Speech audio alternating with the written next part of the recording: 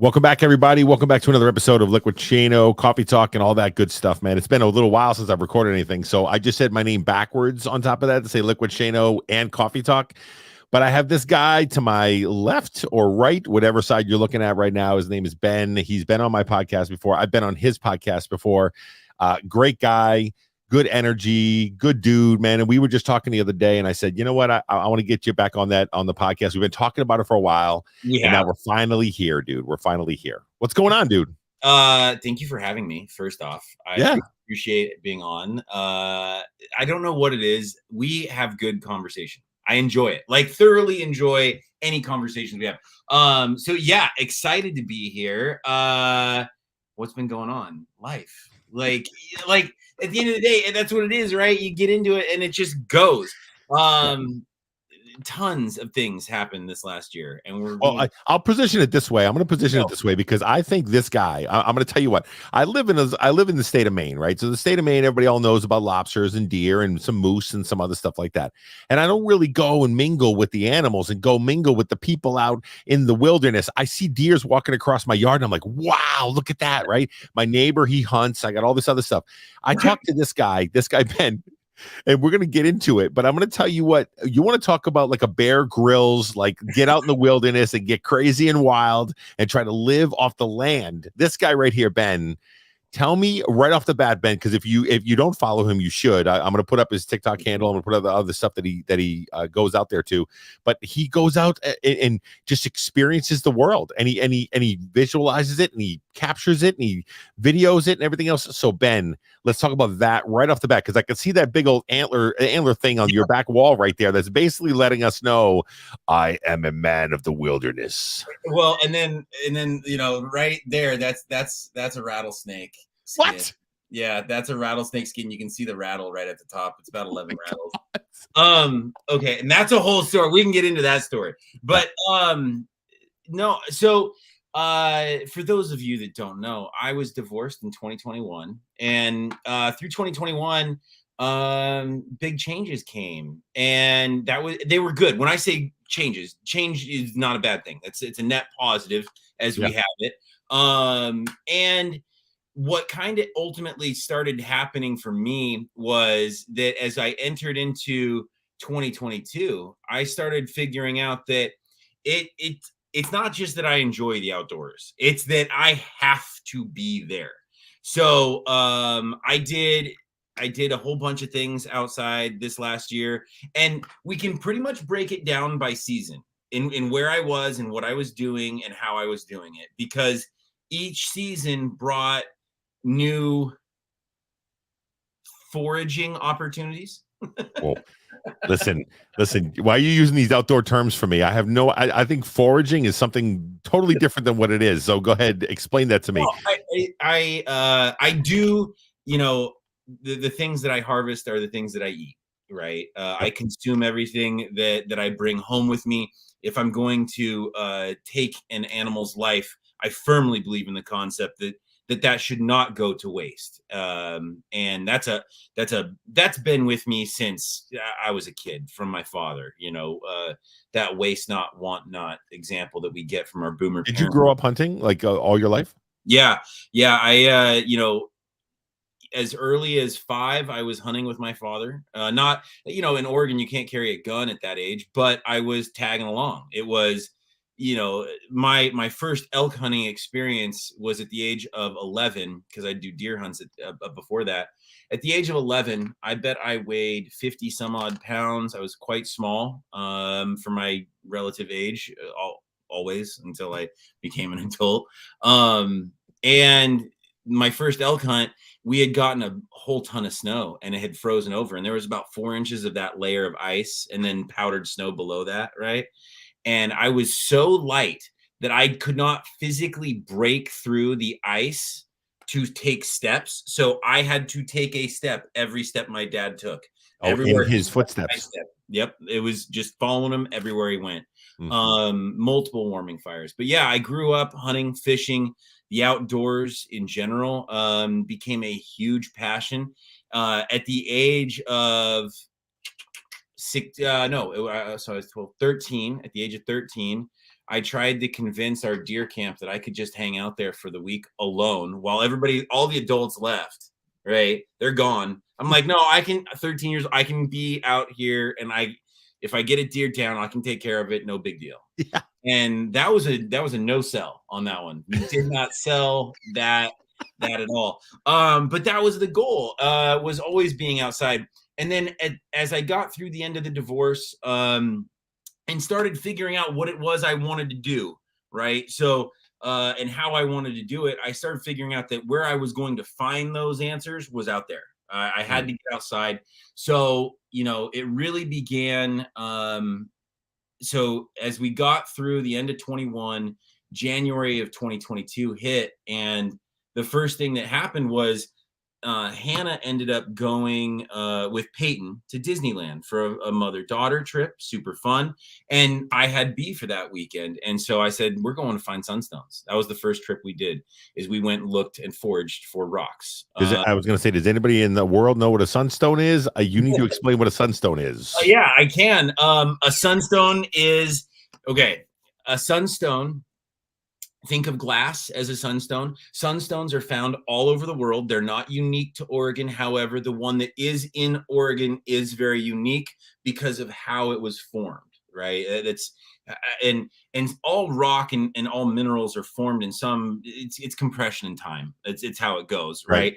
But for our sunstones here in Oregon, they are found in a very specific spot, this particular set of them. And what it is you have feldspar. Feldspar is the mineral that makes glass. It found all over the world. Again, it is not rare in any means. It's all over the world, but it's called feldspar, Feldspar.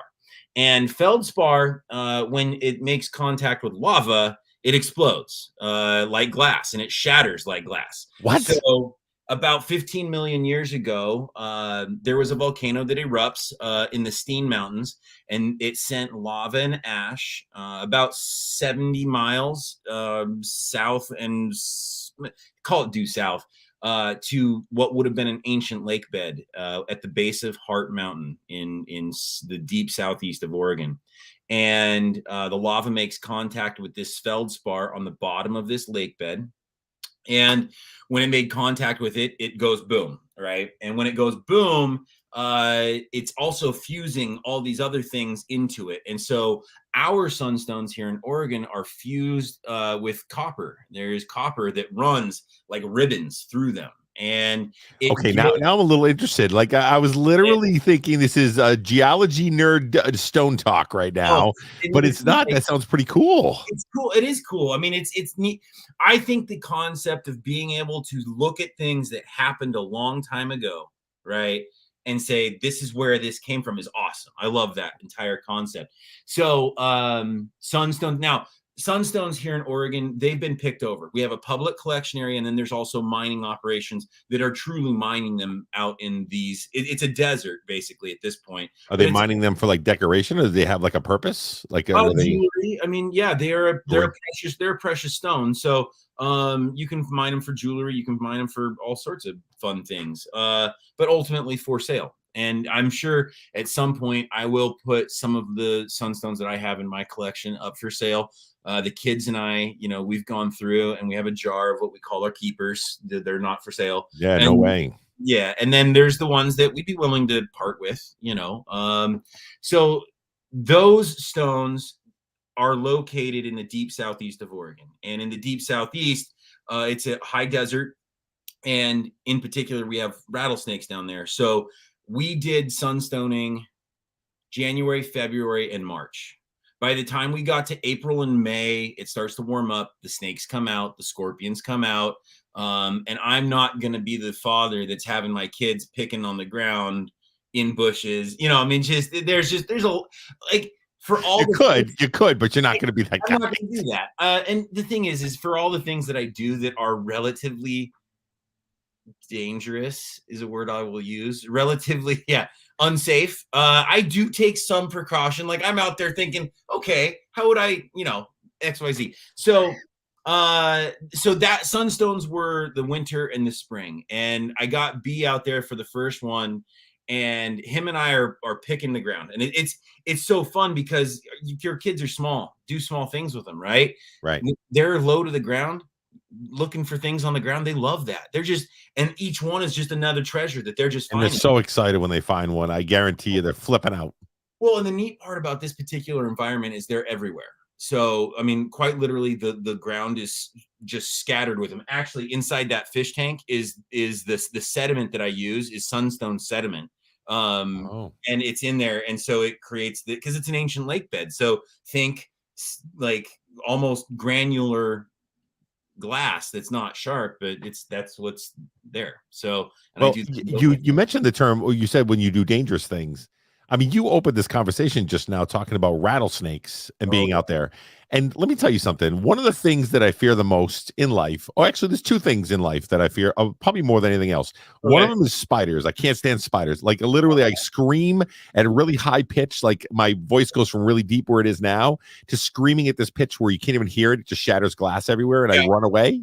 And the second thing is snakes, man. I can't do it. And then with the rattle going, I'm like, no, man, I'm all set. I'm tapped out. And I had no idea you had rattlesnakes in Oregon. I thought it was always like out in Arizona and things like that. That's crazy. Yeah, we have high desert, so we do get rattlesnakes. That's a fun story. Do you want me to tell this a rattlesnake story? Please do. I'm sure I'll probably run away real quick and I'll have nightmares tonight, but I thank you. Thanks. Go ahead. So this story is probably 2014, 2015. My father and I are in the deep down where these sunstones are. We're down in that area. We're down in that neck of the woods. And we were antelope hunting at the end of the summer. It was my tag. And through antelope hunting, you know, as you're walking through the bush and all that fun stuff, that midday sun had come up and rattlesnakes came out. We found two little baby ones that were, I don't know, a foot long in some sagebrush. And I didn't mess with those ones, but ultimately the way antelope hunting goes, the midday, no animals are really moving because they're hunkered down and they're in the heat of the day. They don't, nobody wants to move. It's couch potato time, right? So my father took a nap when we got back to camp. And while he was taking a nap, I decided I wanted to go look for a snake. I feel like we just started the scene of a horror movie. This is where we go. You're going to go out on your own to go look for snakes. Oh, so that can happen. Naturally, because I am where I am, I'm in an environment that's very snake. There's going to be snakes because we're at a watering hole and it's the high desert. So where there's water, there's small game, rabbits, squirrels, mice, things like that. Where there's small game, there's predators. So I go do a quick little hike out and around, and it's literally like 300 yards from camp. It's a big U, and there's a cattle trail because cattle are coming to water also, right? And I get on top of this little knob, and I'm on this cattle trail, and there she is. And I know it's a female because she's big, and she's coiled up in the middle of a cattle trail, just rattling at me, right? Like ready. So, what? Yeah, just ready to go. She's ready to go. Now, here's the best part. As soon as she sees me, the first thing that I said was, "Let's tango." Like that's and I said that out loud. I said, "Let's tango." And how old were you? This is 2015, so I was 30. Oh, okay. It was about 6 years ago, 7 years ago. Okay, yeah, I'm 33. So you said it's time to tango. It's time to tango. Let's do this thing.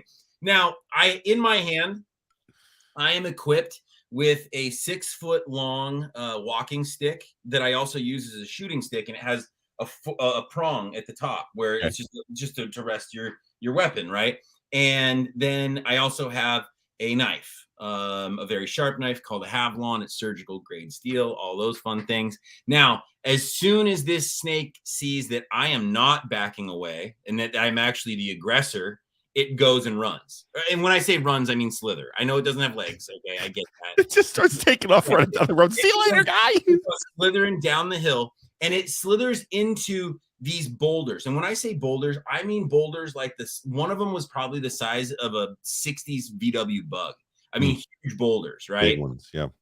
And she gets herself into this crevice, right? And she's on the ground, and I can reach her with the stick, but I'm on the downhill side. So in my mind, my goal at this point is get the snake to attack the stick, latch onto the stick, because I have like a foam grip at the top, right?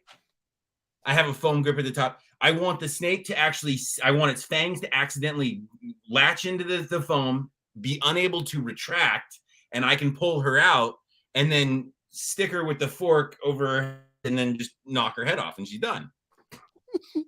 Now, couple things. One, I'm pulling her downhill, meaning I'm pulling her down the hill toward me. That's an easy target. He's going to come straight at you. Yeah, it is. Other things that my now ex would remind me of. I was at least I was an hour away from any cell service. Yeah. And I was probably 3 hours away from emergency services. Nope. Right. So nope. We are not in a friendly place. And I reflected afterward and I agreed with her. I was like, yeah, that probably I haven't done that since. But I wanted this snake. It was a 4-foot long one, and we don't get big ones like that up here in Oregon very often. So, and I know somebody's in the Southeast like, oh, that's not even a big one. Come on, man, that ain't one of my pythons we got way down here, dude. Exactly. So I'm jabbing. So I'm sending my stick 6 feet into this little cave, and I'm aggravating her. Like I'm making her angry. And at one point, or maybe a couple points, I remember seeing her venom spit. Like I could see it. Yeah, like the whole thing. It was super cool. So she finally does latch on. I drag her out and I just stick her head to the ground and cut her head off. And amongst the commotion, my father has now woken up 300 yards down the hill, right? And there's his son, Lord of the Flies, holding this snake up, right? Eat snake. Yeah, and he's like, he goes, "Are you fucking crazy?" Like he's like, no. So yeah, that's how I got the snake. We did eat the snake. It was quite delicious. Well, you said anytime you kill any animal whatsoever, anything, you put it to use, you know? Yeah, I'll eat it. I do believe in that concept. But yeah, so the snake hunting. So that's the deep southeast of Oregon. I am drawn to that area. Something about the mountains that exist down there. I'm very at peace when I get down so that's there. what I was going to ask you. So I remember, I mean, I followed you for a long time on TikTok and we've been friends for a while. And I remember when you were going through the divorce and you were going through a lot of that stuff and you were somewhat private, but you were still kind of open a little bit. And you were just like, where we're at with it. And I know there's a lot of things and a lot of people on the podcast that follow me or the different avenues. We're always talking about what do we need in our lives to be able to find that outlet or find that place that we can go or something we can do, whether it's therapy or whether it's, exercise or whatever. It sounds to me a lot like this is your outlet. This is your place that you can go to be able to say, okay, you know what? All my worries are pushed aside. So tell me about that. Like, how do you feel when you go out there? What's your feeling when you're heading out there in the wilderness? Absolutely. So first, I will say that I do therapy. I love therapy. Yeah, me too. Fun. But when it's really interesting because one thing that kept happening last year as I would go on my adventures, and to give everybody an idea, I talk about this in my newsletter that's coming out. I think I ended up spending, there's 52 weeks in a year. I'm pretty certain I spent 42 of them outside. I was gone, away from home, doing my thing. And the one thing that I kept figuring out was I would make these plans to do TikToks, like make TikTok. Like I would have these audios saved to make TikToks when I'm out there, right? I remember thinking, oh yeah, this will be so fun when I'm out there. I'll be berry picking, rock picking, doing whatever. And I made some of them, but I did not make many. I really went pretty quiet on the social media stuff. Yeah. And what I started figuring out was I needed to find a way that I wanted to show people what it is I do and how I do that. And ultimately, I would get so caught up in the present moment of where I am that the idea of making TikToks just didn't matter. It became a non-thing. The idea, I think sometimes as creators, we do tend to put some level of pressure on ourselves where it's like, I have people that we think that we have people that are sitting there waiting for us to make content. They're fine. Right. They're living their life. They're not sitting there like, where's Ben? No, it's not that way. They're living their life. Exactly. Twiddling their thumbs, just waiting for that. Come on, let's go. Let's go. And it's just not the way it goes. And I did feel like I was putting pressure on myself to make content, and then that made me feel inauthentic or unauthentic, if whatever that word is. Yeah. And so and then that would seep into the idea that's taking away from the experience I want to have outside. So didn't make a lot of content as it was when I got out there. And so since I was spending so much time, a lot of content just didn't get made because my Monday through Friday was working like crazy and hitting goals and doing that stuff. And then weekends were bye. I'm out of here. I got to go. And so for me, it's interesting because it's certainly as I've gone through this entire year and understanding what the outdoors is for me, it's not just that safe space. It's not just the quiet. It's not just those things. It is the idea that it's grounding. It's grounding for me. That's the way I'm going to say it. So to the degree that I would go on insanely long hikes, like 12 to 15 mile hikes in a day, and just and I would have these thoughts like one of them I think I recorded. It was about trees, and the idea was that okay, I travel here to go see the trees, the wilderness, these things, right? Yep. If I were a tree, or if you had the option to be a tree, would you want to be a tree on top of a hill? Would you want to be a tree down by the water? Ooh, that's a good question. And the idea being that, well, you're a tree, you can't move. So do you want to hear the same stream every day for the rest of your life? And we're talking hundreds of years, right? Mm-hmm. Or do you want to be up on the mountain with a view, but you're in relative solitude and it's quiet, and maybe that quiet gets deafening? Right. So there's that concept. And then my next thought beyond that was, if a tree had the opportunity, because I travel to go hear their noise, right? I go out there to hear what they hear. If a tree was given the opportunity, would they opt to come listen to our noise and the noise that we make? It's an interesting concept. I don't know. I'm not here to answer it, but okay. I'm going to stop you there real quick. You remember I don't know if I'm a little bit older. So do you remember back in the day when Saturday Night Live used to come on, and they had this section called Deep Thoughts with Jack Handy? That's what they were called. So I think this is called Deep Thoughts with Ben. That's what it needs to be. And you need to make this a series, because these are the things you think about. You need to have They are the things I think about. Like, that is, if you go to my journal right now, those are where I'm at. It's that idea that, and this is just a slogan that's going to come out for Ski, my new character, and we're all energy. It's all energy. Everything is energy. And so if everything is energy, then we have the ability to affect that energy in a positive and negative way. Me being outside was always about being present in that moment at that time. And as we leave the winter time and enter spring, with spring comes new life, right? And in the springtime, what we go foraging for is mushrooms. Me and the kids, we're going to keep our eyes to the ground, but now we're looking for mushrooms, and in particular, we're looking for morel mushrooms.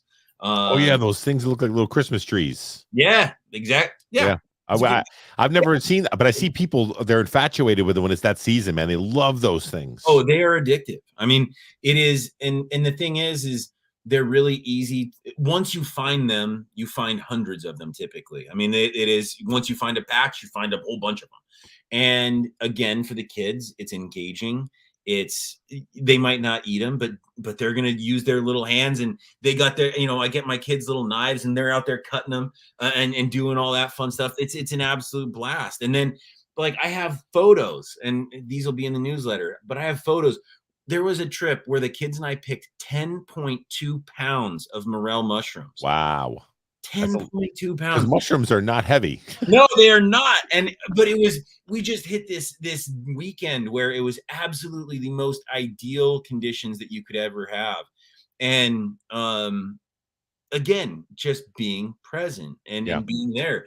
You know, the neat part about mushroom hunting also is kids don't figure out that how far they've hiked.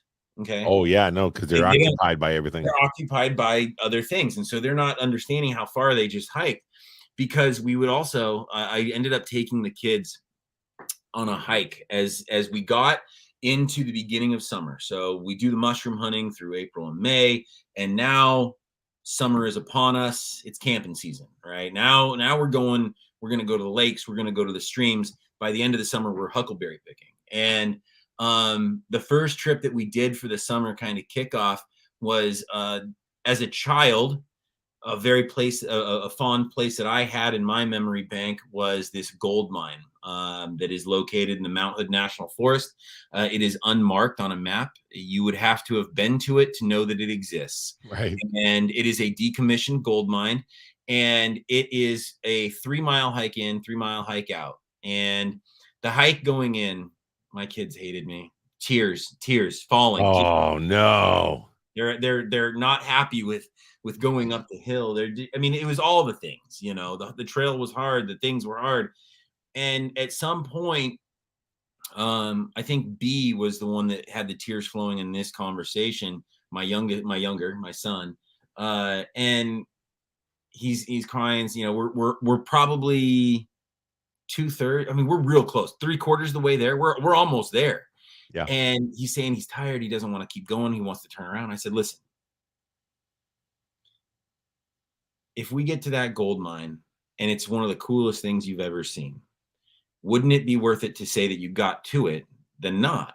And ultimately he comes to the conclusion that, yeah, let's get there. If I've already gone 3/4 so far, I can do the next quarter. Are you nervous at that moment of time to say, if we get there, he's like, this sucks, man. What are you doing? No, because I remembered it as a kid, and my kids, especially my son B, he is very similar to me. And I know that he would enjoy this, because this particular gold mine is very unique in the idea that you can actually see the gold in all the walls. It's just there. We brought back samples of it, but the reason it was decommissioned and nobody wants to go for it is because it's low quality gold. It's very soft in nature, but you can see it in the walls. I mean, everywhere, just sprinkled. I mean, it's crazy. That's and awesome. the tunnel, you know, the cave itself is probably 100 yards long, 75 to 100 yards long. And we had a blast. The cool part about it at the end was we're hiking back, right? And we all know as we grow up, the trip going there is always longer than the trip going back. Always. Because all of a sudden, when you're coming back, you have the landmarks.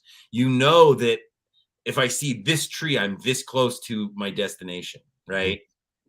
It's the unknown of where we're going that puts us in a paralyzing fear of, I don't want to do this anymore. You gotta jot that down, man. That's some deep thoughts by Ben. It is, but it's the truth, right? It is. We don't know where we're going, so I'm just going to not do that thing out of the fear and the pain of what I'm currently experiencing. Get beyond that. Go beyond the existing now and move into where you want to be. And so we continued hiking. So on the way back, they were all giggles. They had gold in their hands. I like gold. I love it. But they have, and so we would make, you know, there were crossing these landmarks, and they'd say things like, "Oh, I remember this log when we crossed over it. We're almost there. Like we're this close." And it's like, and they can say things like, "The next thing we're gonna see is this tree or this identifying marker, whatever it is." So that was like our first trip. And then the next thing I wanted to do with my kids was go to a place. Again, we all do this as parents. We take them to places that we were fond of, right? Sure. That we have core memories of, to develop those core memories. And I'm no different. And there is a lake. That lake is it's in the Mount Hood National Forest. because that's a lot of where I grew up as a kid. And it's 12 miles going in by car, but it's the last 4 miles. It's been referred to as a goat trail. Okay, it's not what you would call a road. I mean, it's a like it has the ability to handle a vehicle going down it, but this is not safe. I mean, it's not great. And we went there. Okay, so there's 13 weekends in the summer. I was there 10 of those weekends. The kids were there 5 or 6 of those weekends. And we had a camp spot that we just loved. And so you're sleeping in tents. So we did. Well, the other purchase that I made. That's another thing that I say that is not good for this guy. This guy likes his bed, and I like a bathroom to go to at nighttime. Okay, so there is a tent. The tent exists on the top of my truck. It's a CVT tent. So canopy vehicle tent.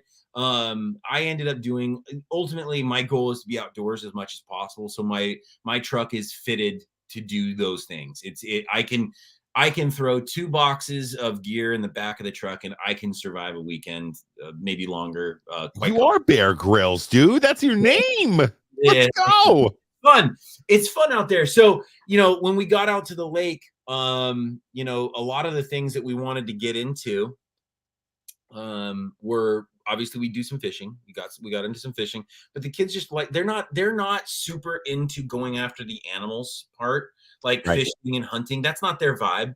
They're down for finding mushrooms, finding berries, finding rocks, but and maybe because it's like a hide and seek. It's like a fun thing to go try to find and you discover and things like that. Yeah, absolutely. So, have you ever tried geocaching out that way, or? I've never done geocaching myself. Not for any particular reason, except I just never have gotten into it. But like when we got out there, the other purchase that I made was I got myself a paddleboard. The kids had kayaks, and so I could bring our gear in on the truck and have watercraft, and we're swimming in lakes, scuba dive or not scuba. That's cool, man.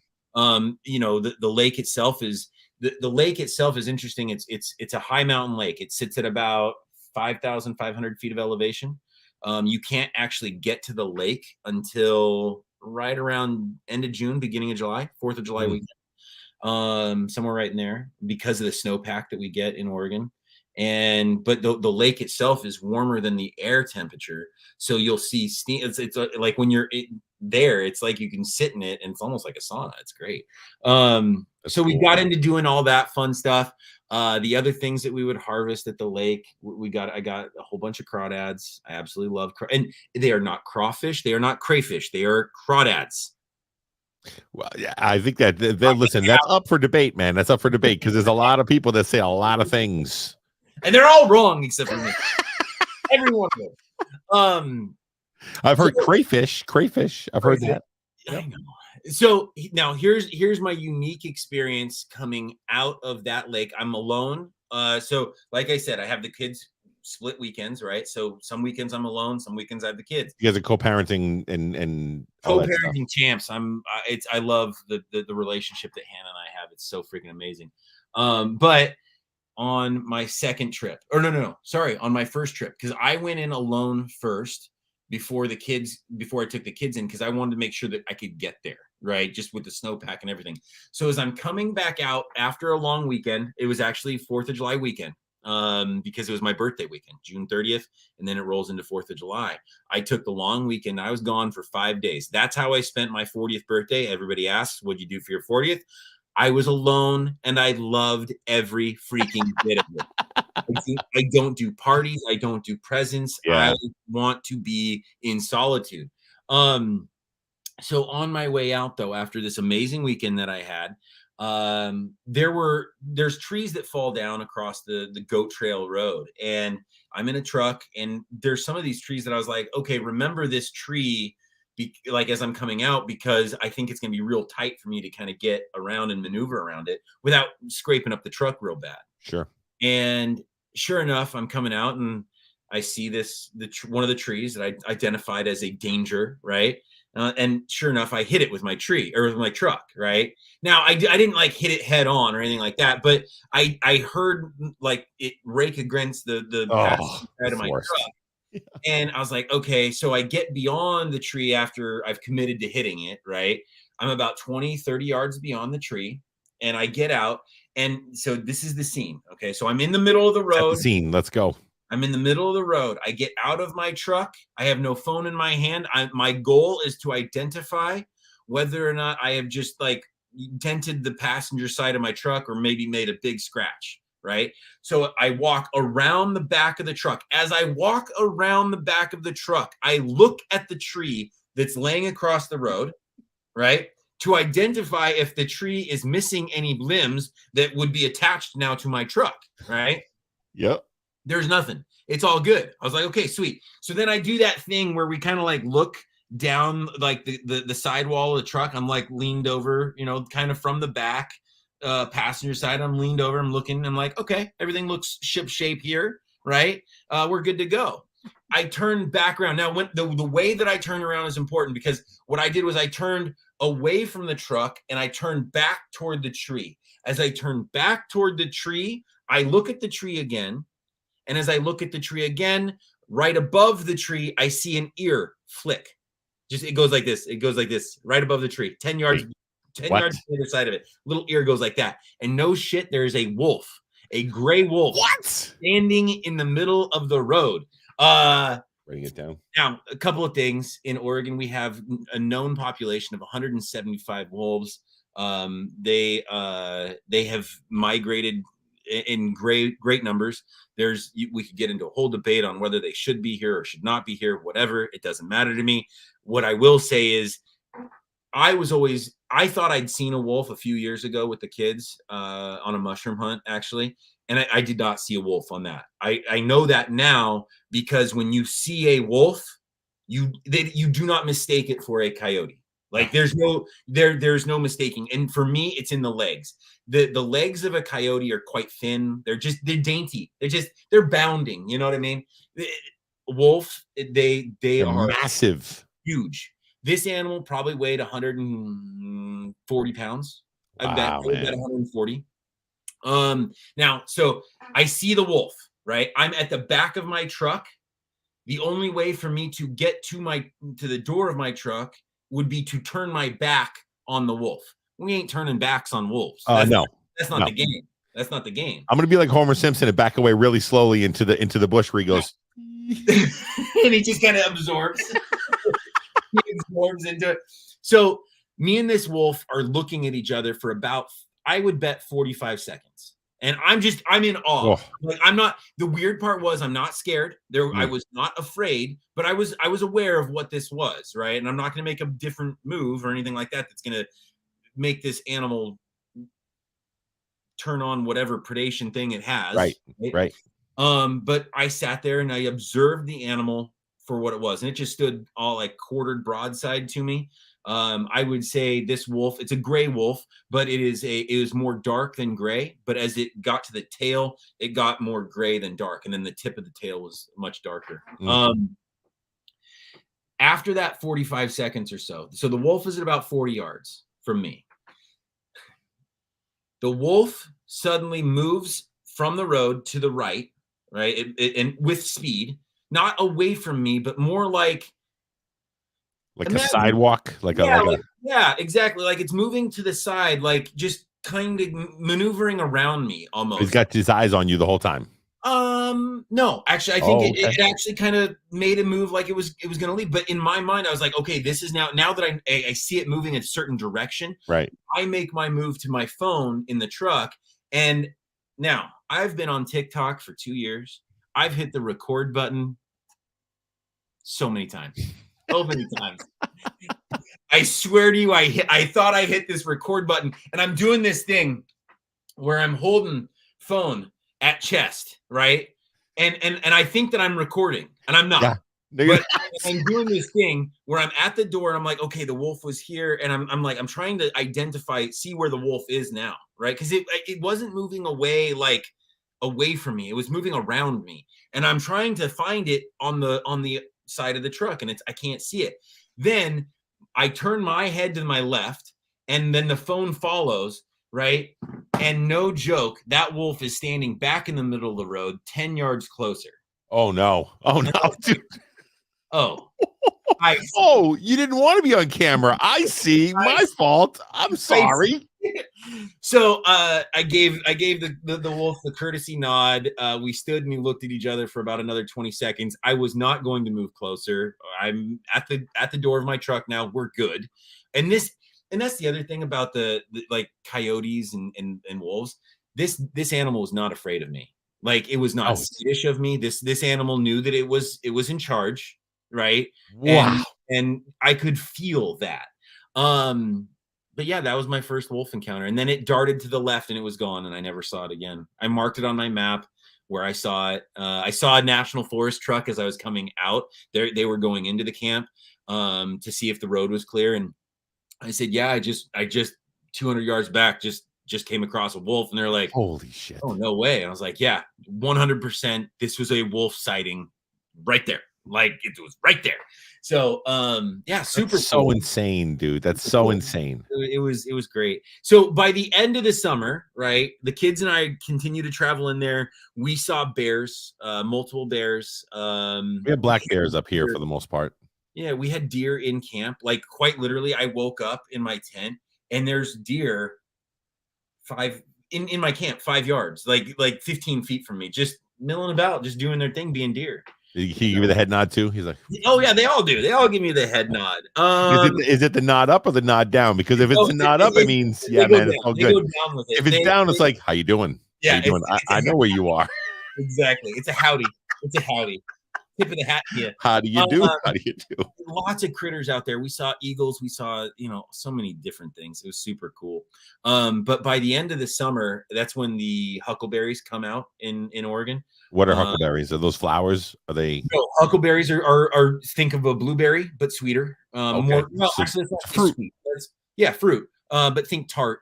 It's a more tart berry because the sugars are compressed because they have a shorter grow season. So they typically are a little bit more tart to the taste, but super high in antioxidants, all those things. Me and the kids ended up picking enough berries to do 28 cups of huckleberry jam. Wow. And I'm still eating on that. If I have any left, I promise I'll send you some, but you might be next year. That needs to happen tomorrow. Because I did send some to the likes of Morg and Meg, Steph, the ladies, and they are actually, Steph's husband's like, I need him to send me more. Yes. Like, it's really good. It is really good stuff. But yeah, so I've just never had huckleberry. So for me to be able to say that I put I can say it fancy like this and go, I put huckleberry jam on my toast. Thank you so much. Exactly. I put the huckleberry jams. Here's the thing. Huckleberry jam is good for pancakes, toast, bread products in general, right? Banana. Oh, it's really good on banana bread. All jokes intended. So cool. But the other thing that it's really great on is vanilla ice cream. Like, just amazing flavor. So the huckleberries were a huge hit. We had an absolute blast. The interesting part was there's other campers out there, right, in this camp spot, and the kids and we would play card games at night, but we would also pick berries at night because it's cooler. And you can actually, because you have your headlamps on, you can see the berries easier. There is no way in Sam's hell that I'm going out in the dark. Hold on, wait a minute, Ben. This is what I've done. Okay, guys, listen. We in the 40 minutes that we've talked so far. Here we go. This is what I want you guys to hear. We've heard about snakes. We've heard about we haven't heard about the scorpions, but I know the scorpions are around right now. We've heard about deadly caves. We've heard about a wolf that's a few feet away from you. We've heard about killer trees that want to be able to destroy vehicles. Bambi coming by to eat and you want to go out at nighttime with headlamps? Yeah. And it was so fun. We would go picking like for an hour or two at night. We'd play cards and we'd take a break between playing cards and go pick berries. It was an absolute blast. But I would have other campers come up and be like, they'd see us picking these berries and they're like, what are you doing? And I was like, oh, we're picking huckleberries. And they're like, wait a minute, all of these berries around camp are edible? And I was like, every single one of them is edible. You can, and I was like, you could eat. I was like, I picked one, I just ate it right in front of them. And, you know, like part of being outside, right? There's always this conversation that happens with non-hunters or foragers in general, right? Is the idea that you're taking life, right? Like I understand that there's life Sure. being taken in hunting. Yep. How can you do that and not feel, right? Like Right. how can you go through that experience and not feel? And it's not that I don't feel; it's that I feel incredibly amazed at the opportunity and the blessing that I have. The interesting part is, and I would tell people this over and over again: this animal behind me, Alfred, cried over him. Really? Actual tears, yeah. I almost ever I can't think of a big game animal. I can't think of a big game animal that I've taken that I have not cried over. And a lot of it, what happens is there's a lot of adrenaline that comes, right? Sure. Just the adrenaline of hunting, but then there is this release, and the release happens when you see that animal's the life leave that animal's eyes, and that's the end. A lot of times, what for me it is I will place my hands on that animal, feel its warm body, and whatever that exchange is of that energy, I'm brought to tears. Yeah. And it doesn't sit there and laugh. It's not like, you know, sobbing forever, but it Sure. is very emotional. It's very, it's again, it's an awareness of what it is you just did, right? Being in the moment. Yeah, being in the moment. And so I think of it as a blessing to be able to do those things, you know, Yeah, and I'm not a hunter. I'm not a forager. I do fish, but you know, I'm not a hunter. But the thing about it is, I'm not one of those guys that is like, hey, why are you hunting? Why are you? Because I understand that concept of it. Hey, you know, there was one guy that I saw that was on. You ever watch the outdoor show Naked and Afraid, where they get like naked and they go out into the, you know, and they, you know, all this stuff? Well, there's this one guy that's on there, and he reminds me of exactly what you just said. He's like a big game hunter, and he's like this really outdoorsy kind of guy. And there was this one, I think it was like a warthog or something like that or whatever, that they found, and they were out in the wilderness, and he did the same thing.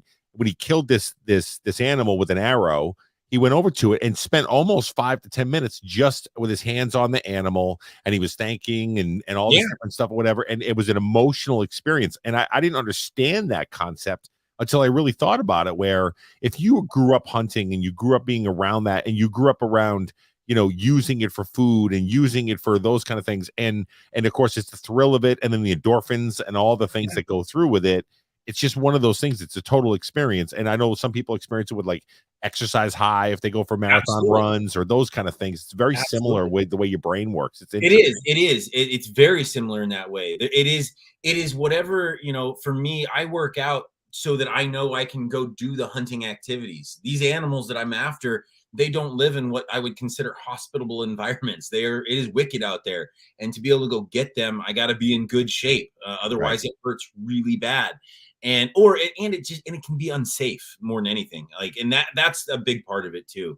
But yeah, so, you know, as the summer came to a close, September and the fall came, and I was blessed to draw a deer and an elk tag this year. And in my deer hunt, Is it a lottery there? Is that what it is? Yeah, it's a raffle style kind of concept. Multiple limited tag numbers, more applicants than tags available. Like So the moose hunts here. Yep. Same thing, same basic concept. And what ended up happening was so my sense of it for the universe and what it had its purpose for me this last year was everything about this year was preparing me for many things that were going to come, especially in this fall. But even beyond that, I know there's things that are coming down the line that I will have been prepared for. And I did a lot more solo trips than I've ever done. To give you an idea, my first solo trip I did was shortly after divorce, and I had never been out in the woods solo. I'd always had my dad or my best friend with me. Right.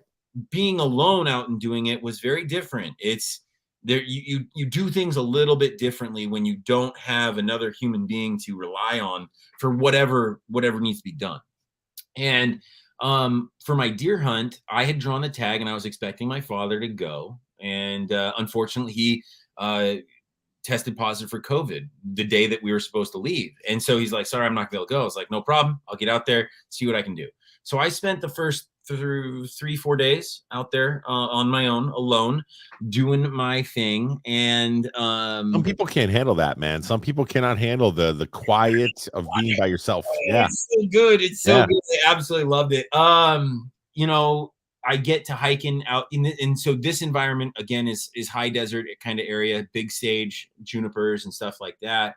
And I ended up I did bring my dog Indy with me because I felt like that was more safe than solo. Sure.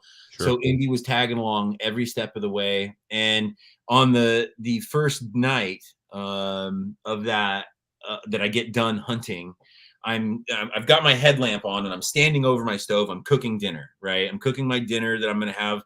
And then it's pretty much cook dinner, jump in the bag and maybe journal and read or whatever and go to bed. Yeah. Well, as I'm cooking, my garbage little can that I bring with me is right next to me because it's like a little kitchenette thing that I have out there. And with my headlamp on and dark is coming, I see something skitter out from underneath the garbage thing. And I was like, oh, what's that? And I looked could that be? What could that be? What could that be? And again, I'm in the desert. I look down and no joke, there it is. It's a scorpion. Oh, it was a scorpion, right? And now, couple things. I have only seen one other scorpion that in my entire life, in Oregon, I'd only seen one, and I had seen it with my grandfather. Coincidentally, my grandfather passed away in May, and that particular grandfather. And when I saw this scorpion with my grandfather at a very young age, 6-7 years old, I could only see its claw, its little claw, little grabber thing, because he was wedged between a rock, and he wasn't big, but I really I couldn't see his body, didn't see the sting or nothing like that. Right. So that was my first encounter. This is being my second. I see this whole ass scorpion, and it's about that long. I don't know. That's big enough. It's big enough. My first instinct was catch it. Like that.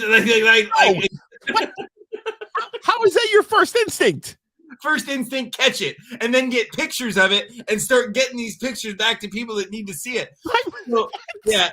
So I catch this scorpion. Now, mind you, again, because I'm an Eagle Scout and I'm expecting to also pick up rocks, I bring little Tupperwares, like 1 pint Tupperwares, right? So I had a Tupperware ready to go, and I scooped this little scorpion up, put him in the Tupperware, and I sent, I got phone service the next day or something like that. And I sent pics to my dad and the kids. And I was like, I asked my dad, have you ever seen one of these? He's like, no, I've never seen one. Like, we don't have many scorpions in Oregon. Oh, we have only one known species, and it'd be too cold up there for that. Yeah, absolutely. So, I sent the picture to my son B and my daughter Peyton, and ultimately their reaction told me that I needed to bring it home so that they could see it in person, because that's logical.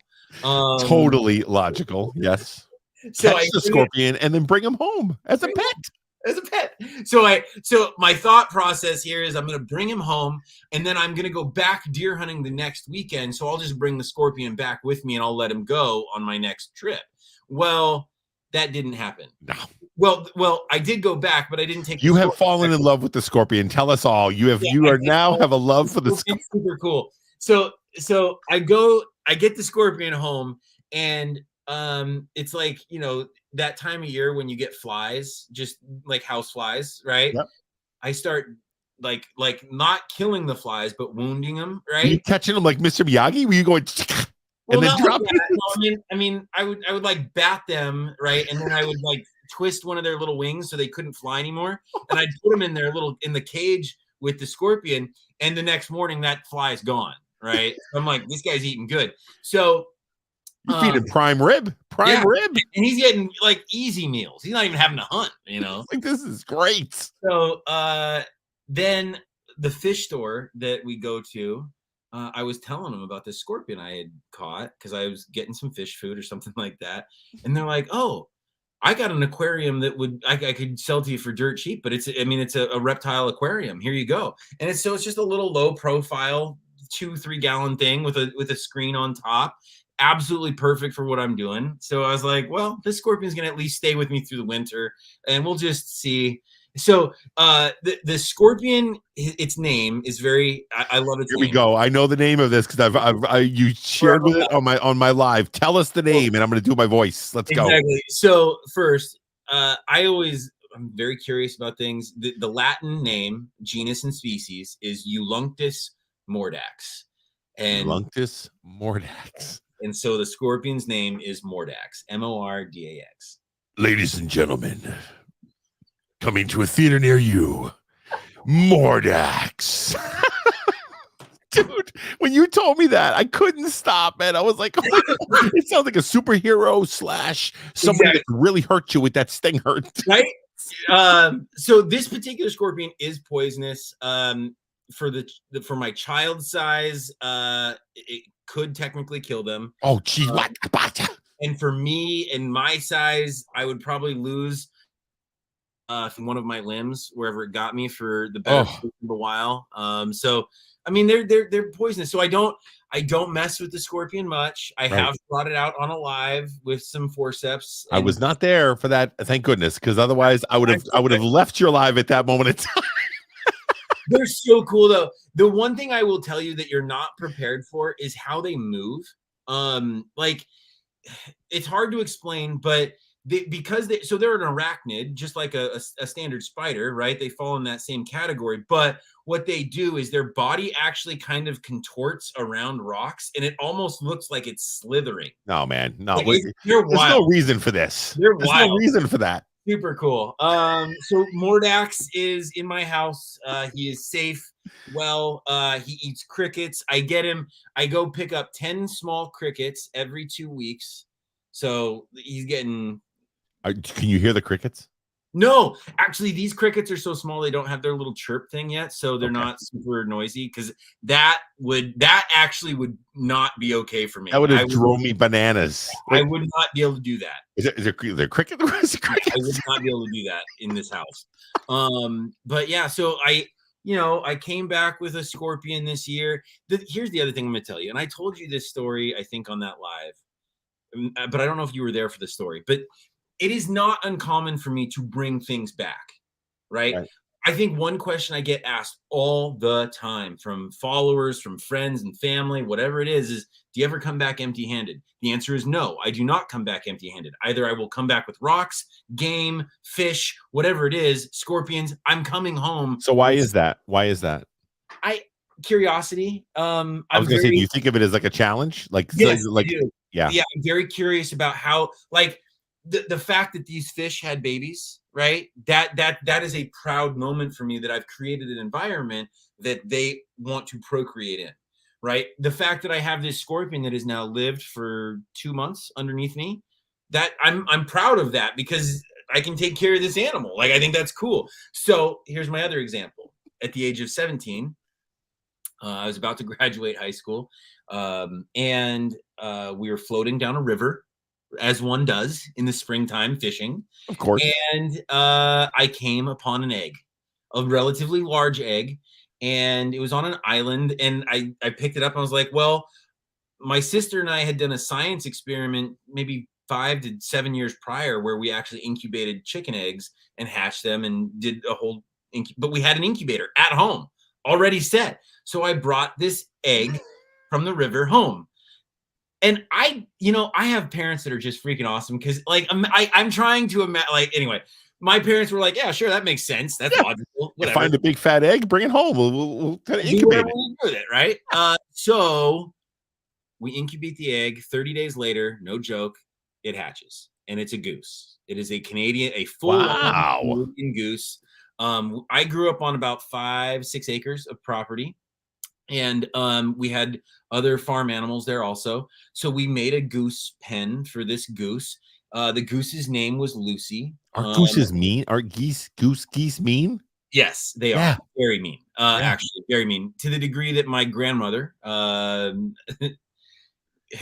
the goose had impressed.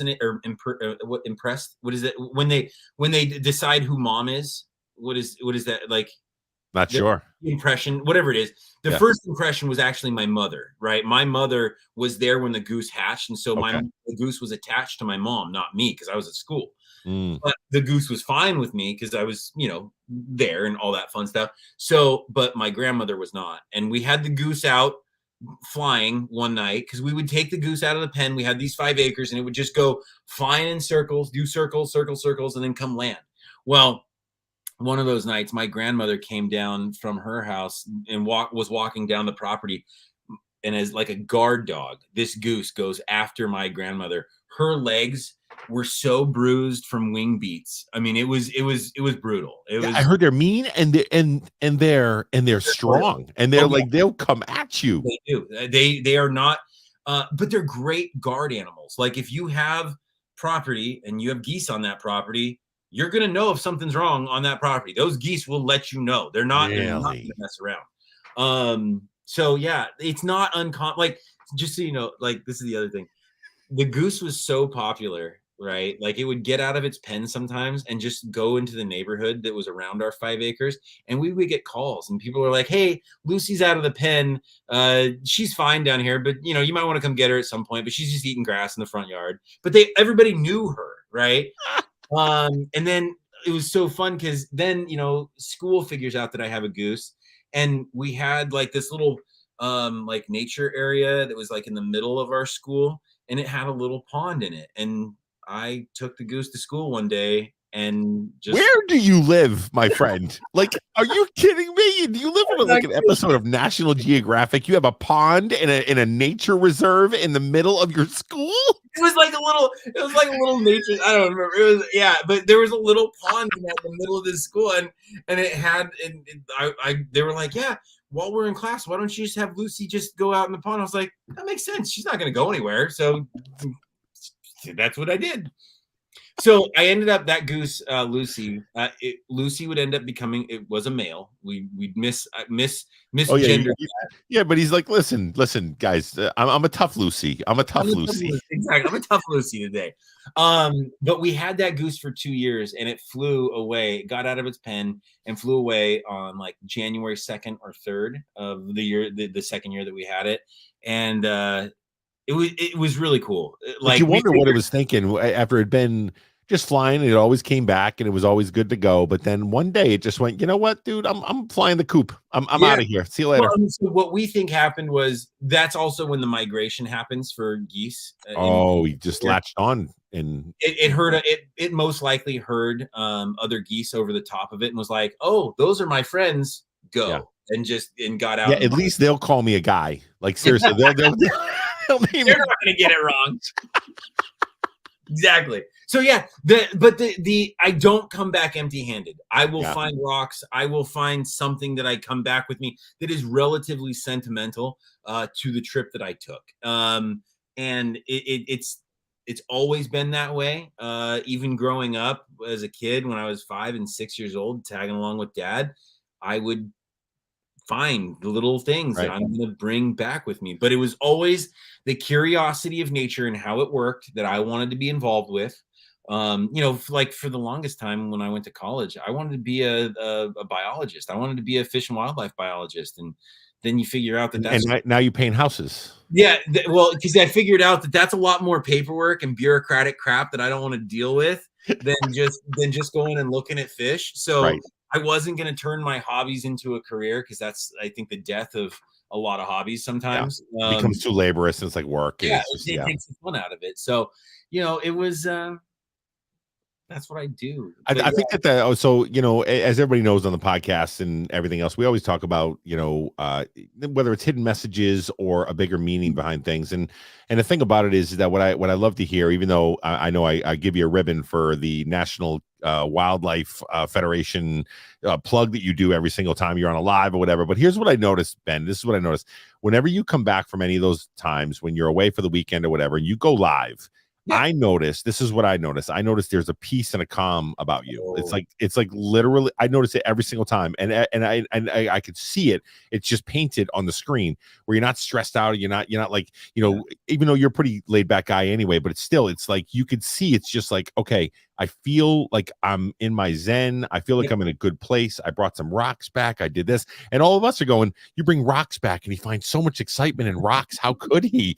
But you know what it does, dude? What it tells me is that you're doing what you love to do outside of even, well, I mean, we talk about box painting and we talk about your business that you own and giving people opportunities to do business and everything else. But here's the thing. What I love about it is that you don't veer too far off of the things that you love and the things you're doing that find peace with you, with your kids, with you and everything. I find that to be inspirational. I think that that's awesome. Thank you. I appreciate that. Yeah.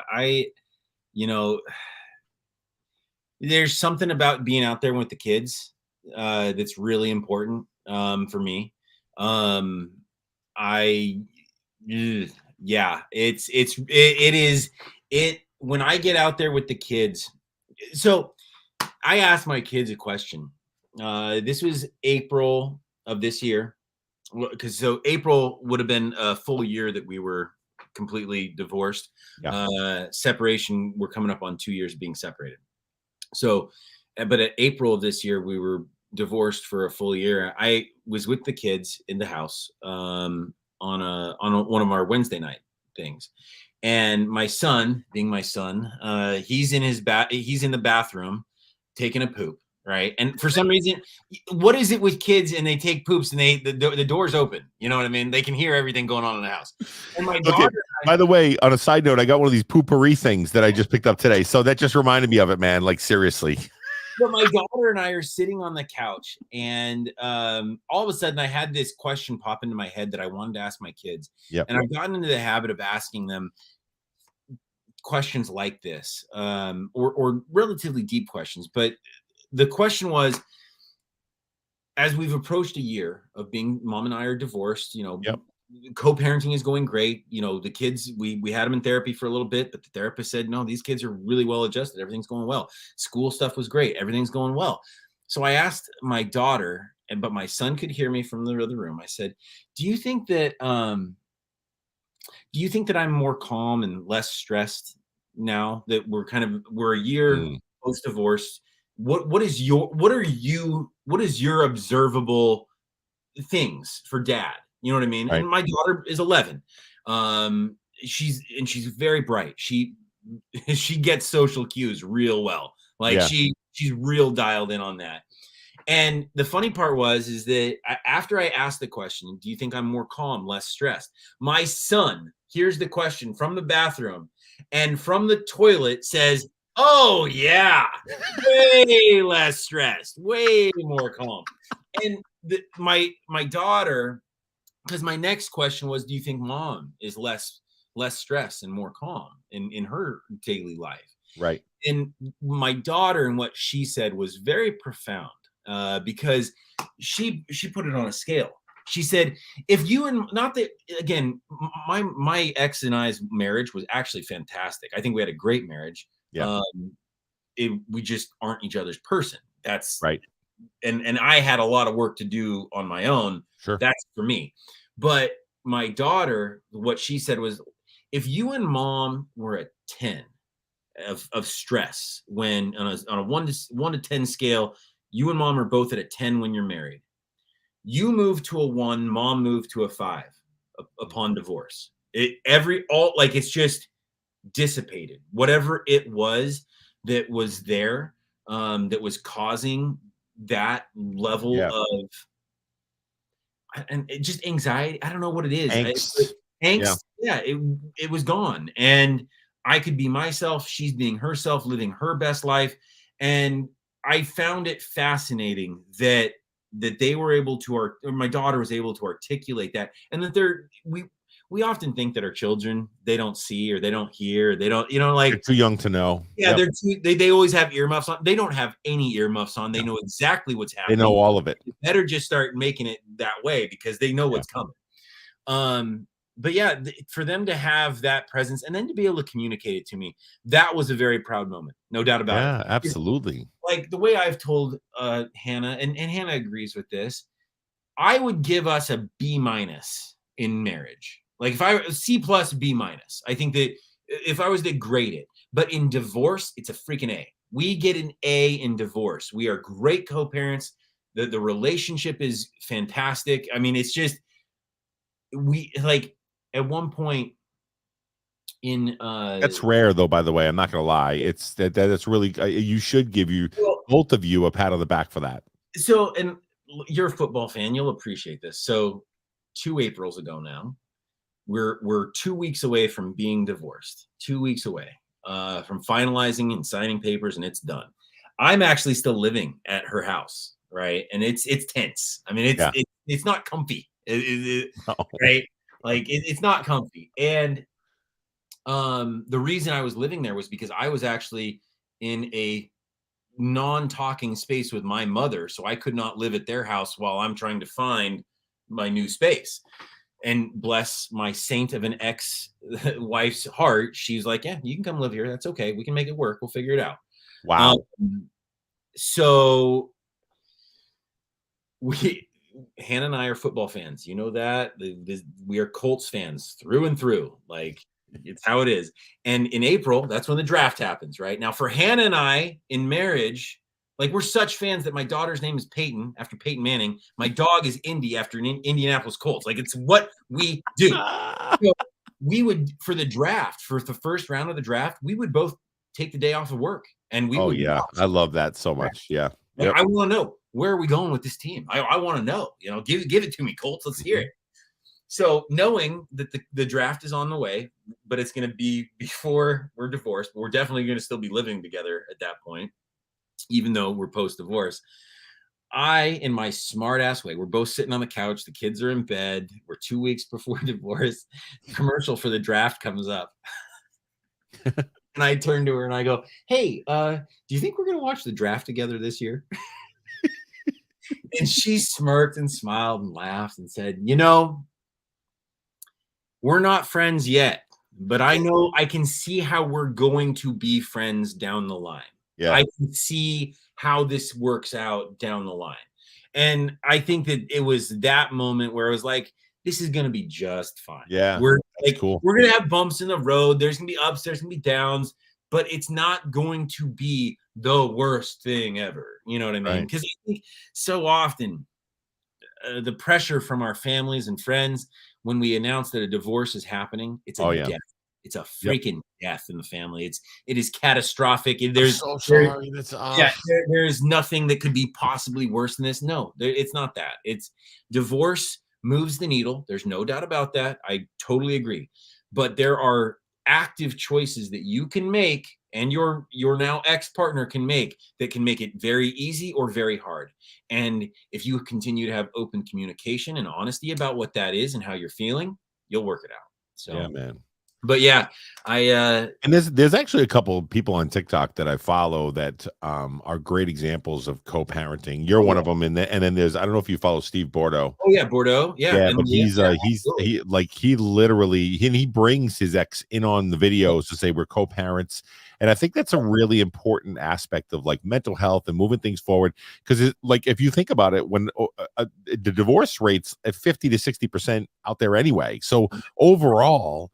If people find that they're not compatible, they have to figure out how to be able to navigate that. And if it ends just in this really nasty, gross place, especially when kids are involved. I grew up in a divorced household, so I saw that anger and that angst. You know what I mean? So bravo to you guys to set the example for people that are looking for just even a small inkling of that to go, man, you know what? I can do this too. I really can, and being the example for those types of people, I think is really important. Well, there's light at the end of the tunnel, right? Like it's like I'm not going to sit here and say that the divorce was this rosy thing for me. It was tough. It was tough. There were really hard days. I can look through my journal and know and go through therapy. Well, I remember seeing you even on your lives. I mean, we could see when you were going through it. You know what I mean? I think that that was a big part of it too for me was I needed to take a step back from the social media aspect to just digest what my life was going to be moving forward, right? Like figure out what it is I'm passionate about. And it's not that I'm not passionate about doing social media and being a creator and making content and letting people in on my life. I enjoy that overall, but in the hierarchy of important things, social media is never going to get above a lot of things. Absolutely. And it shouldn't. So I think it was a very, I didn't, you know, I wasn't never gonna be the guy that it like announces like I'm gonna take a Right. break. Like I'm not that important in your life. No, me neither. You know, so if you don't see me for a while, bye. It's whatever. But Yep. I don't need, and I'm not gonna make an announcement when I'm back either. That's hey, I'll just get right back. Hey, what's up? I hope you laugh. You know, so it's yeah, and I think the other thing too is I have done a couple of trends in the past couple of days. I know that, or past week or two, but I wanted to get beyond the trending content and actually create content. Yeah. And so the introduction of Ski and Becky to the idea that Becky was always a part of who I am, right? Like she is like I am a kind human being. I believe that. If you guys don't know who Becky is, it's a character that Ben dresses up as, or I'm sorry, Becky enters the room. It's not Ben dressed up as. Becky enters the room with glasses and just this whole look with the blonde hair and everything else. And like she has a different vibe. She's a no BS kind of person. Yeah. I very much think of her as this alter ego that is a persona that does exist within me, right? Like it's there. Is that the only time that it comes out though? No. Okay. I mean, I can get Becky to come out if somebody upsets me in the business world, right? Got you. You're gonna see Becky pop up pretty quick if you get me upset in the business. Do you slap a wig on and say, "Let's talk now"? It's not like that. But then Ski is the other side of this too. It's this very chill vibe. We are just here to. Are you like a hipster? Yeah, Ski is. Why have I not seen Ski? How long Ski been out? Like I've only seen Becky. October. He's been in a couple of things. I gotta go. I haven't gotten that. That hasn't rolled into my feed. Ski wears a gray wig. He's basically a hippie kind of guy, and the concept here is going to be that both of these human beings work for me and with me and are my alter egos in box painting. And they are the reason that I have heartache in business. They are the ones that make mistakes and it's their fault. And I have to clean that up. Oh, I see. Like, and you know, you'll have to go watch. Well, what I love about the concept of that is maybe the gray hair just means that's who you are in the future. Because if you're living out in the woods, out in the sticks, in the mountains, because you know you will be one day, you're gonna be out there. You have the gray hippie hair, and you're gonna be there going, "Hey, man, I just live off the land, bro. It's all energy." I get the animals, they get me. We're good. I got Bambi, I got butterflies, I got all kinds of stuff. I'm one with nature, guys. Like literally just having birds fly on my shoulder and just perch there. Yeah, that's exactly how I see it. Exactly. Like, but that they are these different personalities, and then there is so in this scheme, right? There's Ski, there's Becky, and then there's me, who is DADT, Daddy. Right. Yeah. But Daddy stands for does all damn things. Right. Like, this is where my content is going to go is I want to create content based on characters that are my persona, just in a different perspective that you might not see in the live. Right. Like in the live, this is boom, it's here. Right. But there are, you start talking funny to me and we'll get in a different light, you know, so it's fun. I love it, man. Yeah. Well, so the other question that I have to you is, okay, so I want to just be able to call this to, bring it forward a little bit with, as you guys all know, I have a podcast and here's I am, but so does Ben. Yes. And so Ben, your podcast, and I'm going to put this up on the little ticker here in a second.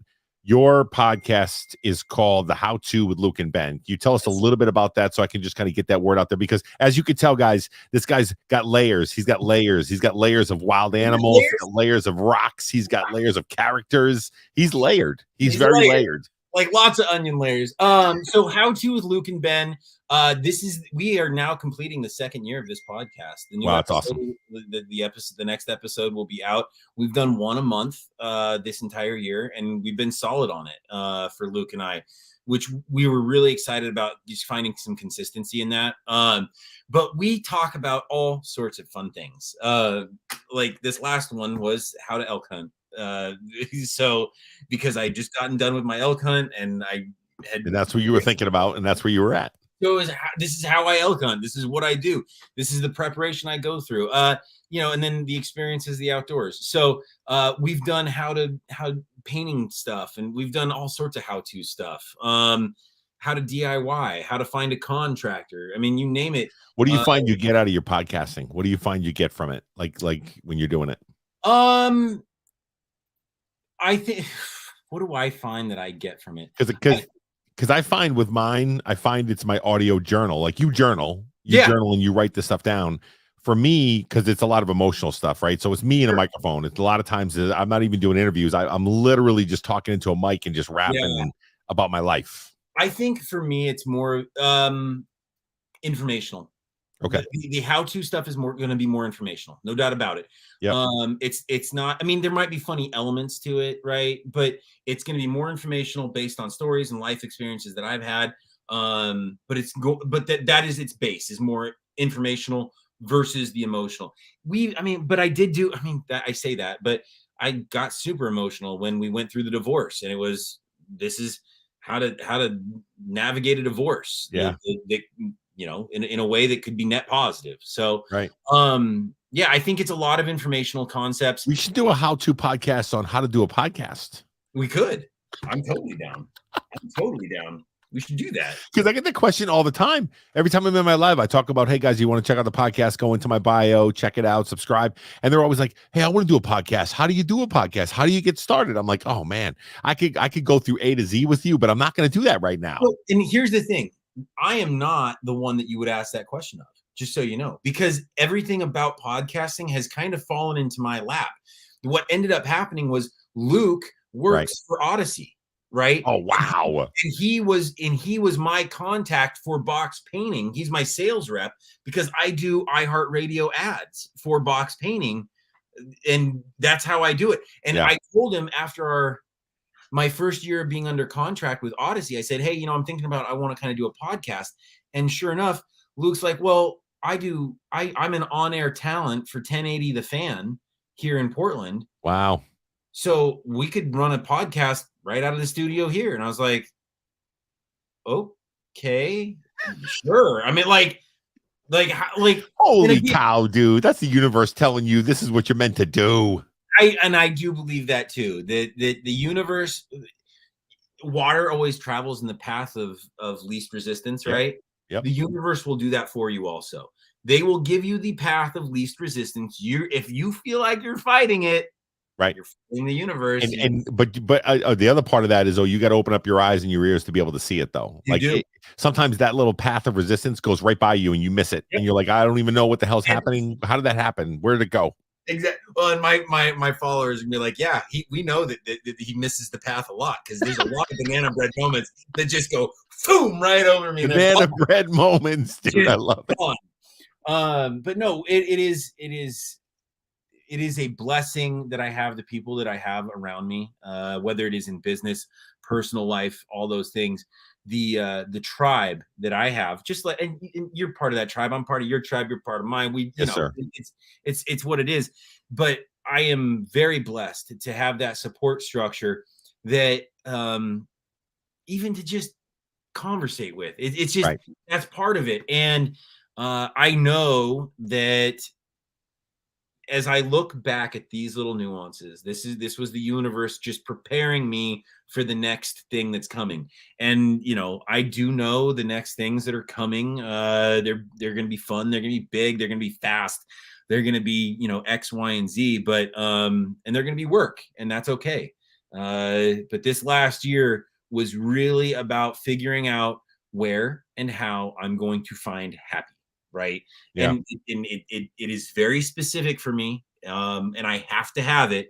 If I don't get outside, pretty much once every couple weeks, I start getting cabin fever. And it's like, I need to know. I gotta get this off my chest. Well, I think that's another reason. So I know that we're going to come to close here in a little bit, because we're away. We only go for an hour, and I love this. So we just keep on. We're just chatty Cathy's over here.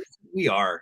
So the thing about it is that what you found in your last relationship with your ex is that there wasn't a lot of compatibility, right? When it comes to marriage wise, it was a good marriage. Like you said, it was a B minus, C plus. But I think that what you found, even more so because you've been doing it since you've been a little kid, is You're an outdoors guy. You love being out there. You love hunting. You love those kind of things. And to be honest with you, you never know. Maybe it's kind of prepping you mentally to know that this has to be a part of what I do, like more specifically. And whoever's with me, if there is anybody that's with me, because I'm probably not feeling any pressure to that, but you want to find happiness. You want those kind of things. At the end of the day, if you find somebody that is in tune with you on those things, that matters too. You know what I mean? It really does. I mean, you can be different, but it does matter with those really important things. Does. Yeah. You know, it's interesting. There was a lady that I was seeing for a little while, for a few months through the spring. We went on a couple trips. We had a good time. She was pretty outdoorsy across the board. It was excellent. It was what I told her. Sorry. Here we go. Well, okay. Part of the reason why my marriage ended is because I lied, right? I did some lying, terrible, bad things, right? Yep. So then I enter this relatively short relationship, a few months, with full honesty around everything, right? Yep. And the interesting part about whether you lie or you're honest, it does matter. I'm not saying it doesn't matter if you lie or if you're an honest human being. It matters, but it all ends the same way. Like somebody's feelings get hurt and they get upset and you typically get hung up on and it's done. Like, it's just, I find that dichotomy absolutely fascinating because it's like, oh, okay. This is so it still ends in a relatively negative way, but it's the best it could have ended, right? Like so it was so fascinating to me because then I got done with that and I was like, yep, that might be the last thing that I like. I'm not going to do dating apps. That will literally never happen. I won't do dating apps. If it doesn't happen organically, it doesn't exist. I firmly believe that. I know that's you. That's your personality. That's if the universe sends it my way and it's going to happen, that's what's going to happen. Like I've got it pretty well pinpointed that I live until about 94, 95 years old. And if that's with another human being, great. If it's not, that's also great. Me and the dogs will be doing just fine out there. Drinking lemonades on your front porch of your cabin. And then going every day and get your food. That's what you do. That's what I want to do. It's so fun. It's just simple. It's just simple. It's so easy, you know. I love it, man. Listen, like I said, I know I give you a ration, and so does a lot of your tribe. We're always like all over you for stuff, but I love you for it, man. And I think that you, to be honest with you, I love watching some of your incorporation of some of those outdoor stuff, like some of the stuff that I hear from you, but I don't see it until you show me a rock on screen. You're like, look at my rocks, you know, and I'm like, that doesn't excite me. But at the same time, now that you told me the story behind the rocks and my listeners and everybody else, it's pretty cool, man. I really do think that there's a side of me, even though I'm not a really outdoor, like literally we bought a pop-up camper and we went for one camping trip up in PEI up in Canada. And I looked at my wife and said, that was horrible. And she goes, why? I said, because I literally want a bathroom that I can actually go in and like not have to worry about anything like this. Yeah, we are not on that level. We're not compatible that way. We're not compatible that way. And that's okay. It's okay to not be compatible with it. Yeah, that's the other thing too. I don't know that any future partner of mine has to have the exact same passions that I do. No, they don't. Right? But they do have to have the understanding that when it's time for me to go to do my passions, and I would give the same courtesy to this individual, but when it's time for me to go, I'm going to go and I'm doing that. And they'll respect that. And when I come back, I will be recharged. I mean, you mentioned it, you know, and I can feel it when I come back from those outdoor trips, being out there doing my thing. I absolutely feel light. It's a light feeling. It's what it is. It's a cleanse. It's a cleanse. It is. It's very much a cleanse. And for one reason or another, I have to have it. It has to be a part of my life at every turn. So, and that's And good. so, as you guys know on the podcast, I always talk about trying to take some nuggets away from different interviews that I do. Last time we had Danielle on here, who was from Spread the Cheer USA, was talking about giving back to families and things like that. What I love, the nugget that I'm pulling away from this is that, you know, Ben has found something in his life that he really loves to do. It's euphoric. It makes him feel like he can kind of take some of the angst and the anger and maybe some of the energy that's all around him outside in the real world and bring it to this place and just kind of dump it out there and just kind of come back revived. And so my advice is find that thing, whether it's through a journal, whether it's through exercise, whether it's through healthy eating, whether it's through artwork or painting or whatever it is. If you could find that niche or that thing that you want to be able to do and that you've always kind of like thought you liked doing, but you never find the time, because that's the other thing. Ben makes the time. He makes the time. He goes, I work 5 days a week, many, many hours a week when I'm trying to be able to really bust my ass, trying to be able to get this business and everything else going. But on the same token, I take the time with my kids or with myself just to go and do. And that matters. Make the time for yourself and do it. Absolutely. And what I would tell people is do it alone. It's okay. Like, just take the step. Like, right. I can't tell you, like, oh man, I was so nervous to go on some of those first trips alone. Like, I was nervous about it. Like, what if this happens? What if this, and what if it does? Then you'll work it out. Life will continue to figure it out. You'll problem solve the issue. So take that risk, take that little bit of uncomfortability that you have, and just discard it for whatever period of time you need to be able to go find what's beyond that discomfort, because beyond that discomfort is a lot of fun things out there. A lot of fun things, and everybody has their niche, no doubt about it. I love it, man. I love the whole concept of that, and taking chances and go out there and just do it. Like, literally the Nike slogan of just do it is what words we should all live by, because if you don't, you know what's going to happen is when you are that 90-year-old person and you're sitting there drinking lemonade and you're sitting on you're going to be like, I regret the fact that I didn't go and just do the things that I would love to do. Yeah. You're going to regret it, and don't regret it. Go and live life. Live it to the fullest. Absolutely. Because there is absolutely, and I own a business. Technically I own 4 now, but there is no way you will convince me that in this human experience, we are designed to work a 40-hour work week, 9 to 5, 5 days a week. And that's it. Like that can't be it. There's no way. There's absolutely no way that that the emotions that we get to feel, and I say get to feel because I think that the emotions that we have are going to be emotions we have, but it is an opportunity to feel those emotions, because I think there is a place out there where you don't feel those things in that way. And this human experience must be felt. It is not necessarily seen. It is a feeling that you will have. And I promise that once you're in your element, you will know that you are in your element. Yes. You're going to feel it. It's going to be like, oh, everything just feels here. It's present. It is aware. It's like I'm meant to be here. Yeah. Like, and the universe will tell you too. I'm telling you right now. It'll send you little signs and say, you know what, Ben? We're just a couple hippies, dude. That's all we are. We're just like, listen, dude. I just love the universe is telling me that I got to do a podcast today with my boy, man. That's exactly. And we are absolutely a couple of hippies. There's no doubt about that. There's no doubt about it. Old soul stuff. I love it. Yeah, me too, man. Well, listen, Ben, I appreciate you, man. I appreciate you hopping on the podcast here and the video cast. Anybody, if you don't know, it will be out there on YouTube, and I'll put out the link on Instagram and some other places. I am going to be getting back in the flow of doing some more podcasts. Like Ben said, sometimes you just got to kind of step away for a little bit. Yeah. Like, even though I didn't make any announcements of it, but I literally was like, I just mentally, I had to get right before I could get back into interviewing and really put my thoughts out there, because I had a lot of stuff going on in my own personal life. So it was something that, right? Yeah, like, it is. Sometimes we feel ashamed that we have things that pop up are like why is that? Like, what are we, like, everybody's got things that pop up. It is what it is. Exactly. Live it and love it. Yeah, brother, I appreciate you, man. And hopefully next time I'll be out there on the how-to podcast with Luke and Ben. We'll have to do another one of those. But much love, my man, and I appreciate you being on the podcast today, man. Thanks for having me. Can't wait to see you soon on a live.